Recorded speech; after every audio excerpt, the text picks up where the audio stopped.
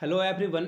मैं मिथुन सिंह स्वागत करता हूं आप सभी का। आशा करता हूं आप सभी बहुत अच्छे होंगे। सहायक आचार्य एग्जामिनेशन 26,001 पदों पे जो भर्ती आने वाली है, मैंने आपको पहले ही बताया था कि सरकार के लिए जो है गले की हड्डी बन चुकी है। इसके बारे में हम लोग बात करेंगे और उसी उसी प्रोसेस में एक और अड़चन सामने आई है। एक्चुअली अड़चन ना बोलें, क्योंकि सीटेट वाले के लिए तो ये तो अमृत का काम करेगा और हम लोगों को जो है एक मौका भी जो है दिया जाएगा।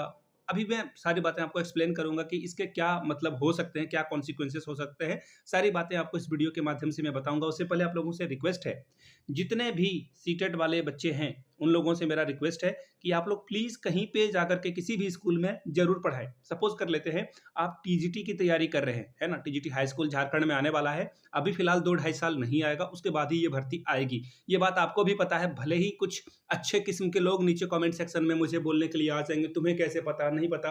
तो देखिए, जब तक सरकार इलेक्शन मोड में नहीं जाएगी, तब तक हाई स्कूल की भर्ती तो झारखंड में नहीं आने वाली है, बीईओ की भर्ती भी नहीं आने वाली है। तो जो लोग हाई स्कूल की तैयारी कर रहे हैं, जितने भी सीटेट वाले भाई-बहन हैं या जेटेट वाले भाई-बहन भी हैं, उन लोगों से मैं रिक्वेस्ट करूँगा, प्लीज़ आप कंसीडर करें किसी भी स्कूल में जाकर के। जैसे सपोज़ कर लेते हैं आपका एसएसटी सब्जेक्ट है, तो आप क्लास 7, 8, 9, 10, 11, 12 को भी जाकर के पढ़ाएँ। इससे आपके नॉलेज में जो है बढ़ोतरी होगी और आप डेफ़िनिटली एग्ज़ाम में बेहतर प्रदर्शन कर पाएँगे और एक्सपीरियंस भी मिलेगा।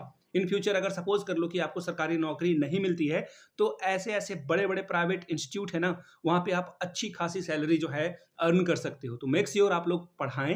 टीजीटी की बात करें या पीजीटी की भी बात करें, जिन लोगों का पीजी हो चुका है, वो लोग जाकर के किसी स्कूल में पढ़ा सकते हैं। बहुत सारे लोग ऐसे भी होंगे जो चाहते हैं कि नहीं, हमें अब जो है स्कूल में नहीं पढ़ाना है, हमें खुद की तैयारी करनी है। तो देखिए, स्कूल में पढ़ाओगे तो तैयारी तो होगी, हाँ, उसके साथ-साथ सैलरी भी मिलेगी, लेकिन उसके साथ समस्याएँ भी आएगी, आप टायर्ड हो जाओगे, घर में पढ़ पाना थोड़ा डिफ़िकल्ट होगा। तो देखिए, आप लोग पीजी कर लें, जिन लोगों ने ग्रेजुएशन के बाद कुछ नहीं पढ़ा है, वो पीजी कर लें। लाइब्रेरियन का कोर्स आता है ओबीसी, एससी, एसटी के लिए, तो आपको सरकार की ओर से स्कॉलरशिप भी मिलता है, तो लाइब्रेरियन का कोर्स कर लें, पीजीडीसीए कर लें, क्योंकि झारखंड सरकार के द्वारा अभी तक कंप्यूटर टीचर की भर्ती नहीं कराई गई है। इसके बारे में एक डेडिकेटेड वीडियो मैं आज इवनिंग तक लाने वाला हूँ, इसके बारे में भी बात मैं करूँगा।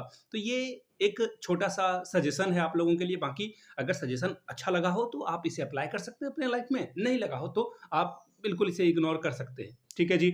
आगे देखिए, अब ये नई आफ़त क्या आ गई है, तो मैं आपको यहाँ से दिखाता हूँ। देखिए, ये न्यूज़पेपर की कटिंग सुबह से ही जो है अलग-अलग ग्रुप में जो है ये फैल चुकी होगी, ऑब्वियस सी बात है।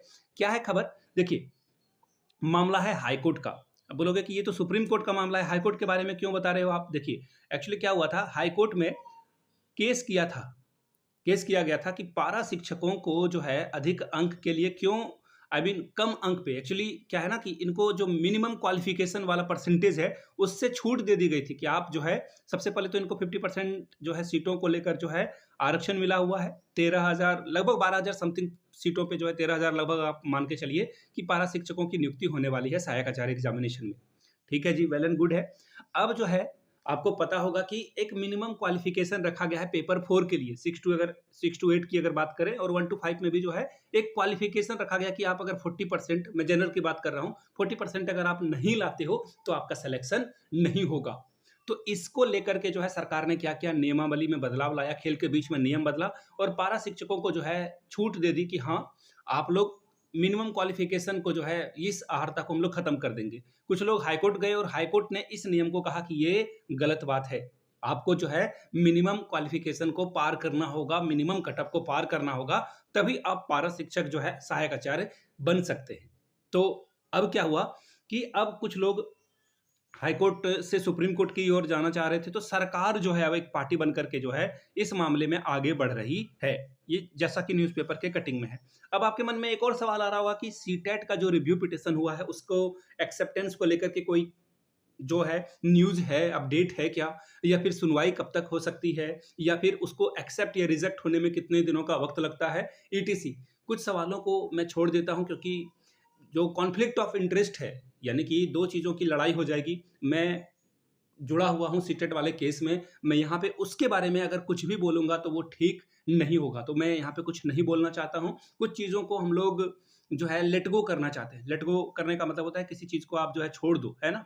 तो मैं इन चीज़ों पे अभी फ़िलहाल कुछ बात नहीं कहूँगा और मैं बस इतना ही कह सकता हूँ कि पेशेंस बनाकर रखें। होली को लेकर के सुप्रीम कोर्ट में 1 सप्ताह की छुट्टी थी और जो भी चीज़ें होगी आपको भी पता चल ही जाएगी, क्योंकि अब जो है चीज़ें पब्लिक डोमेन में आ चुकी है।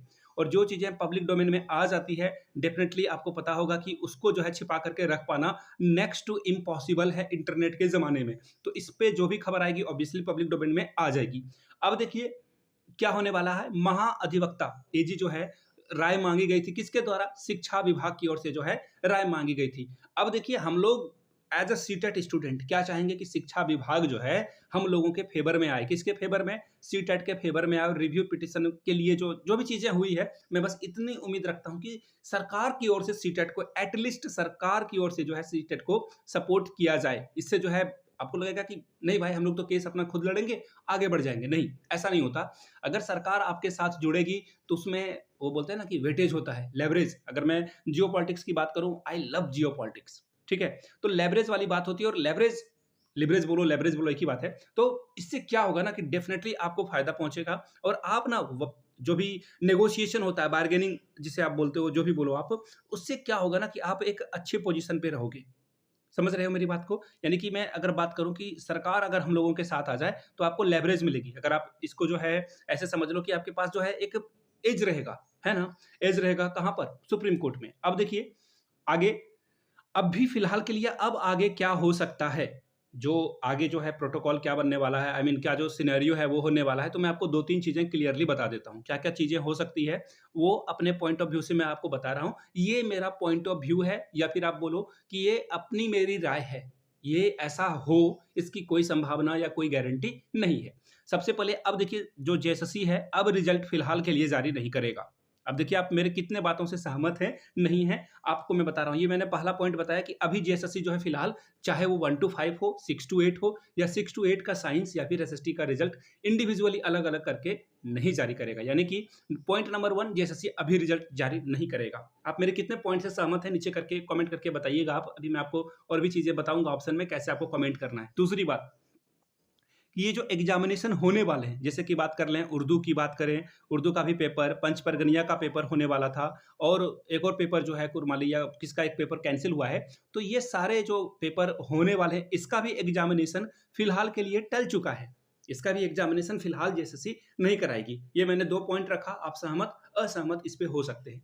तीसरा पॉइंट क्या होगा अभी, देखिए जो भी बच्चे सीटेट वाले बच्चे हैं, अब देखिए 6 टू 8 में जिनका उर्दू रहा होगा, ऑब्वियसली बहुत सारे बच्चों का उर्दू रहा है, बहुत सारे लोग पिटिशनर बनने के लिए देवघर आए थे, तो मैं उनसे भी मिला हूँ, तो सीटेट वो उत्तीर्ण हैं और उर्दू का पेपर वो दे पाएँगे, नहीं दे पाएँगे, इसको लेकर के जो है स्थिति बनी हुई है। तो इसको लेकर जो सीटेट वाले बच्चे हैं, शामिल हो, नहीं हो, शामिल ऑब्वियसली सुप्रीम कोर्ट के डिसीजन के बाद, तो सुप्रीम कोर्ट के फैसले के बाद से जो है जेएसएससी कभी भी सीटेट के बच्चों को शामिल नहीं कर सकती है। जब तक रिव्यू पिटीशन एक्सेप्ट ना हो जाए या फिर रिजल्ट डिक्लेयर ना कर दे सुप्रीम कोर्ट की हाँ, सीटेट के साथ आपको आगे जाना है या नहीं जाना है। जब तक वो डिक्लेयर नहीं होगा तब तक जो है ये नहीं हो पाएगा। तो ऐसे में सीटेट वाले बच्चे का भी एग्जामिनेशन फिलहाल तो आप इतना समझ लो कि जब तक सुप्रीम कोर्ट से सारी चीज़ें क्लियर नहीं हो जाती है तब तक नहीं होगी।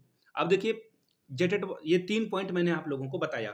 अब बात आती है कि क्या जो नेता मंत्री से जेटेट वाले मिलने के लिए गए थे, महिला दिवस के अवसर पर भी वो मिलने के लिए गए थे। बहुत सारी पारा शिक्षिकाएँ जो कि मिलने के लिए गए हुए थे। बहुत मैं नाम नहीं बताऊँगा किन-किन लोगों से उन्होंने मिला और अपनी बात को रखा। कुछ-कुछ देखिए पॉजिटिव आउटकम आपको देखने को मिल रहा होगा। बहुत सारे लोग, जब मैंने वो कम्युनिटी टैब में यूट्यूब में वो लिख रखा था, तो बहुत सारे लोग बोल रहे थे कि मिथुन तुम तो आया नहीं, हम लोग 8 मार्च को तुम्हारा इंतज़ार कर रहे थे कल्पना मैम के घर पे। तो देखिए कुछ चीज़ें ऐसी होती है, स्ट्रैटेजी ऐसी होती है कि बताया नहीं जाता है किससे कब मिलना है, कैसे मिलना है। मैंने डेट रखा था, टाइम नहीं बताया था आप लोगों को। टाइम जहाँ पे मुझे प्लेटफ़ॉर्म मिलेगा, जहाँ पे अपने भाइयों-बहनों से मुझे कॉन्टैक्ट करने की ज़रूरत पड़ेगी, definitely I have that kind of a platform. तो मैंने उन लोगों से बात की है और उन लोगों ने अपना जो है पॉज़िटिव आउटकम आपके सामने दिखाया है।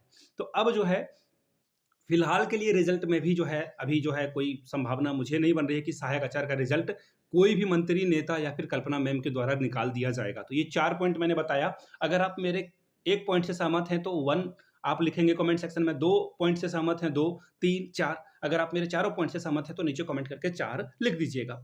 ये तो हुई बात क्या-क्या रिजल्ट इसके बारे में हो सकता है। अब देखिए, अब सरकार देखिए क्या हड़बड़ी में है क्या कि रिजल्ट को जारी करके तुरंत-तुरंत जो है इस नियुक्ति प्रक्रिया से बच जाए। तो देखिए सरकार के पास किसी भी तरह का कोई प्रेशर नहीं है। ना अभी जो है निकट में कोई चुनाव है, चाहे विधानसभा की बात करूँ या लोकसभा की बात करूँ, दोनों में से कोई भी एग्ज़ाम अभी जो है इलेक्शन नहीं होने वाले हैं। तो ऐसे में आपको अभी और लंबे वक़्त का इंतज़ार करना पड़ेगा। अगर सुप्रीम कोर्ट के डिसीज़न के बाद मैं क्लियरली बताता हूँ, अगर जेएसएससी चाहती तो वो फटाफट जजमेंट के बाद रिज़ल्ट जारी कर सकती थी। हाई कोर्ट में भले ही कुछ पेपरों का अगर एग्ज़ामिनेशन कैंसल हुआ था, तो सरकार आगे बढ़ सकती थी, जेएसएससी आगे बढ़ सकती थी। लेकिन नहीं, ऐसा नहीं हुआ है और ये सीटेट वाले के फ़ेवर में चीज़ें गई है। मैं आपको बिल्कुल न्यूट्रल होकर सारी बात यहाँ पे बता रहा हूँ। बाकी बहुत सारे जगहों से मैसेज भी आया है कि अब आंदोलन होगा, जो भी होगा देखिए, सरकार किसी भी कीमत पे एक भी कदम पीछे नहीं हटेगी अब।